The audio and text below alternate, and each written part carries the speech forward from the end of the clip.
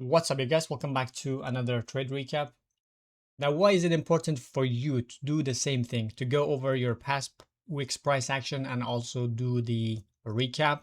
But if you are not doing that, at least if you watch this, I'm gonna give you a lot of tips on how I confirm the high or the low of the day or the week. How do I come up with the bias? What is the reason? So if you pay attention, there is going to be a lot of gems for you to get. Now let's start from the Monday. Actually, let's start from the weekly time frame. So on the weekly time frame, you see that last week we had a C2 closure. What is a C2 closure? Sweep of the high, closing back inside the range. That is our reversal candle or C2 closure. When we say C2, that is our reversal candle. And now, based on how we closed on the previous weekly candle, what can we expect? We can expect the new week, because we already put in the reversal, for the new week to expand lower. At least that's what we expect in the beginning of the week. So when we expect a weekly bearish candle, how do we want our weekly candle to open? Do we want to open low first or high first? Because we're expecting a bearish candle, we want it to open high first, like this one here. This was a weekly bearish candle. It opened high first. So we want the same thing for the new weekly candle, to open high first, to create the wick, and then to go lower. That was our bias. How do we come up with the bias? That was the reason. We wanted the weekly candle to open high first. Now, what is our second thing? This is what you guys need to do every day. You need to find your bias. That's how we found the bias. Next, you need to find your draw on liquidity. This is how we find our draw on liquidity. Because it is the first day and we cannot expect this day to go all the way up, because we already put in the reversal. What can we target? What is our draw on liquidity? It is going to be targeting the 50% of the previous day's range. And just there is nothing we can compare. We can drop down to the lower time frame to see what PD arrays we have inside this candle to target. And one good thing also about this is that we already confirmed the low of the day with a SMT. So the day opens creating the SMT right away. That confirms the low of the day. And then we expand higher. Now we're gonna go to the lower time frame to see how can we align ourselves and where to target. Let's drop down to the 4-hour. So let's focus on the NQ only here. So this candle closure here already tells us that, because we have the SMT, we have a closure, that is a good signature that this is going to be the low of the day. Now this was our first draw on liquidity, which got hit with the 6 a.m. candle. So that is absolutely fine. The reason we did not reverse was NQ wanted to catch up as well. As you can see, NQ did not tap into this gap with the 6 a.m. candle. Instead, it tapped into this with the 10 a.m. candle. And the reason for the NQ hit the level, but again, it went higher, was just for the ES to catch up. And all of the assets are going to be aligned. If ES wants to go higher, obviously NQ and YM want to go higher first until ES reaches the target, and then they can decide if they want to reverse or continue. And that is what happened. Do we confirm the low of the 10 a.m.? When we drop down to, based on this time frame, our next draw on liquidity is going to be the 50%, or I mean the high of the 6 a.m. candle. The reason is for ES to catch up or hit the same level as well. Now, with that idea in mind, we drop down to the 1-hour time frame. Let's remove this. Now here you can see how nice it is, how clear it is. I mean, at least it is for me. I'm sure it is for you if you have been doing this for a while. Now the day opens here, creating the first gap. This gap gets tapped at 9 p.m. and we expand higher, we fail to close above this or get a CIST or order block. Instead, at London session, we drop down again, sweeping this short-term low, and then we start to continue higher. And then there's where we get the closure, confirming that, okay, this is the low of this candle. So, and also we create another gap here. As you can see, this is a gap. So we tap into this gap again and then close above this with this candle. So that makes this another order block. But the good thing about this order block that does not need to get tapped into is because, look at this, because we have a gap above this current order block. So we do not really need to come all the way down here and tap into this gap. I mean, it can, but if we have another PD array that the price can tap into and then expand higher, that is absolutely fine. So it's what happens here. As you can see, the main draw on liquidity that was hit on the NQ and YM got tapped before the market opened. So obviously we need to know, okay, and also if you notice here, we have another gap here that is left open. So the price is also coming back for that. And so what happens here before the market open? Obviously, if we already tapped into this, we need another opposing draw on liquidity to tap into, to manipulate into, and then to continue higher. And that's what happens at 9:30. We have a huge drop down back to this gap, and then at 10 a.m. we get SMT right away and continue higher. Now there are two options you can trade the 10 a.m. The first option is because this is a 1 hour time frame and the wick is very small, so this is a C2 reversal into expansion. You can drop down to 5 minutes and find a CISD or order block to enter, or you can drop down to the 30 minutes and do the same thing, find a 3 minute order block, trade the C2. But if you're conservative and you don't want to trade C2, you say it is in my rules to trade only C3, that is absolutely fine. You can drop down to 15-minute time frame, and then this is where you can trade the C3. So C2 is here, we have this closure, and then C3 is here. That is when you drop down to the 1 minute time frame, because this is 15 minutes, and align yourself to trade it to this high and leave a runner for this one. That was the simplest way to trade the Monday. It was a very clear and clean price action. Now let's go over the Tuesday's price action. At the beginning of the week, I said we want a bearish candle, right, on the weekly time frame, and that's what happens on the Monday. We expand higher, creating this gap. We tap obviously on the 50% of the previous range, and we closed very bullish. That is already a tell or a signature that we need to sweep the high and then to continue lower. The first target would be this low here, previous week's low, and the next target would be this gap here. But this was very unpredictable. I could not predict that we are going to drop this much. But yeah. So how did we frame our bias? We framed our bias like this. We wanted a weekly expansion lower. We confirmed the high of the week with first C1 expansion and then C2 reversal into expansion, right? Because we created this gap, and we get the SMT as well. That is a very good signature, and then we expand lower. Our bias tap into the order block or the gap, continue lower. Our drawn liquidity, the current previous week's low, or even this low here. Now that was how we came up with the what is it? The bias and also the draw on liquidity. Now let's go back to the 4 hour and see how we can frame our day.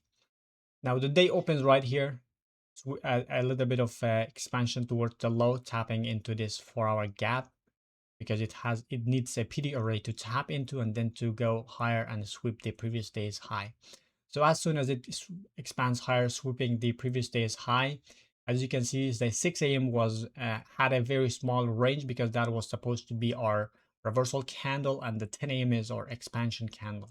So we already had the C2 C2 put in with the 6 a.m. and the 10 a.m. is our C3. As you can see, very huge and expansion and aggressive expansion. Obviously, our first draw would be this, easier, because I was not predicting this one here and also this one here. So we can target this low first and then this one, and this was unpredictable. Now, how do we frame ourselves within the 10 a.m. candle? Because we already confirmed the high of the day with a 4-hour swing. And for that, we drop down to the 1-hour time frame. Since we are framing our trades within the 1 hour or 30-minute candles or swings, and the 1 hour swing has already put in, the C2 has already put in, and C3 opens as, I mean, the 10 a.m. opens as a C3. So you can frame yourself right within like this candle, drop down to 5 minutes, align yourself, and then trade it lower. Or if you're looking at the 30-minute time frame, same thing here. And also one thing good about here is that we have a 30-minute order block, so you could have done that. Top of the order block, see 3-minute CISD, and then expansion lower. Very one-sided and clean price action. But since this was very fast, I think some of you guys missed it. But I took one on the YM because that was the lagging asset. And most of the time, when you have the stronger asset or the leading asset expand super aggressively, and some of you get confused or feel FOMO, instead, you should pay attention to the lagging assets because that one is slower and it offers you some entries. All right, that is it for Tuesday. Now on Tuesday, since we had the C2 closure already put in or confirming the high of the week at this moment at least, we can expect the C3 to expand lower. And obviously the stronger asset for bearish prices is the YM because it had the SMT and also it is closer to the low of the day. So that makes sense for us to look on the YM. But since we are focusing on the NQ, same thing. If we're not targeting the low of the day, previous day, we can at least target somewhere in the middle of this week. Now, how do we confirm the high of the day? We drop down to the 4-hour time frame and see that we open here, dropping low first without creating any kind of SMT or tapping into this huge gap here. But that is already a signature that, okay, this drop is not the main expansion. We need to have an opposing run to target this gap and then to expand lower. Since since NQ was the lagging asset, it makes sense for the NQ to be the asset that is going to create the tap into this and create the SMT. And that's what happens. 6 a.m. expands higher, failing to reach to this gap. And 10 a.m. is the candle that manipulates the gap and then expands lower. We can target this low here instead of this low because that is already tapped into with the leading asset. Now, how do we confirm our high of the day? We confirm it with the 4-hour swing. Now 10 a.m. is our C2 reversal into expansion.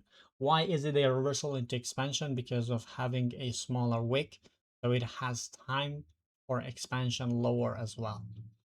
Now, when we drop down to the 1-hour time frame, same thing here. Since this is our 10 a.m. that is a reversal into expansion, the wick is not as huge that we cannot trade it. So because this is our C2 reversal into expansion, we can find a 5-minute order block to enter within this. Or if you want to be more conservative, you want to drop down to the 30-minute time frame. As you can see, this candle has a very much smaller wick. So you can trade this one, C2 reversal into expansion, or if you want to wait for C2 close, you can trade C3 back, tapping back into this 30-minute inversion fair value gap, and then to target this low. Very simple, straightforward for Wednesday.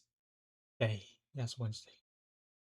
Now on Thursday, everything changed because we were expecting bearish week, but we ended up reversing again, going back higher. And the low of the week again, based on this, because this was not a bearish candle, was confirmed with a daily SMT here. And our next draw on liquidity would be the previous day's high. But it was very unpredictable, to be honest. So day opens low first, creating the SMT and then expansion higher. Now let's see how we could have framed our trade. And these are some of the days that you need to skip. Because look at this. There is no SMT that here at this low of the 10 a.m. candle. Here like that. There's no SMT. That's just a sweep. And also, even though this candle looks a very nice expansion candle and it has a larger wick, since it has a larger wick, now why do I always what is it? The word I'm looking for? I don't know the word. So why do I always say that you should not trade the candles with super large wicks? Because when you drop down to the 1 hour time frame, look what happens here. This is the 10 a.m. candle. Look at this. And the expansion happens at 1 p.m. So if you are seeing this kind of price action during the time that you are trading, like 9 a.m. to 10 a.m. or to 11 a.m., this looks like this. So how can you trade this? Look at this, come back, go up, come back, and then at 1 p.m. is the expansion happens at 1 p.m. So this is not a day that you want to trade. And that is absolutely fine because there are going to be days that you need to be familiar with to avoid it. And this is one of those. This area of the price consolidation is crazy. So we're going to skip this day and go to the Friday. Friday, the draw on liquidity is very obvious. However, we did not expand as much as we expected on the NQ, but the leading asset was YM. So now how do we confirm the low of the day? I mean, since we have a C2 closure, that is a very strong signature that we're not going to reverse back. So we're going to expand higher to this high. So that is our draw on liquidity for the next week as well, because this has to get taken out. Now, when we drop down to the 4 hour time frame, as you can see, the price action before the 10 a.m. was very consolidation, a lot of consolidation.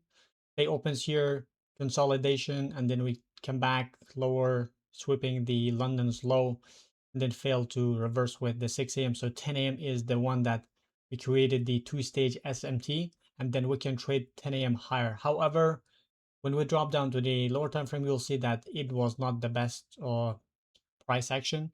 And I remember it happened super quickly. So we have a C2 closure 10 a.m., 9 a.m., or let's drop down to the 30-minute time frame. You can see it is good, but a little bit confusing. So 10 a.m. closes as the C2. Now you could have traded the C3, but as you can see, the wick was very large, and that made me to skip this as well. So I traded the PM session this day, and it was a very small range. So when we drop down to the 15-minute time frame, I mean, the good thing about here was that this candle here, 945, closed as a C2, but the 10 a.m. it happened, expanded super quickly that I missed the entry, and then I did not get any entries until right here. We get this sweep of this low, and I targeted this gap. So I traded that part on Friday, but obviously you could have traded this candle here as well, sweep of the low, and then expansion higher. That was the Fridays. The last 2 days was not the best days, but the start of the week was very clean. All right, guys, that is it for this week's price action. I try to give you guys some of the tips. I hope you received them, and I'll talk to you guys in the next.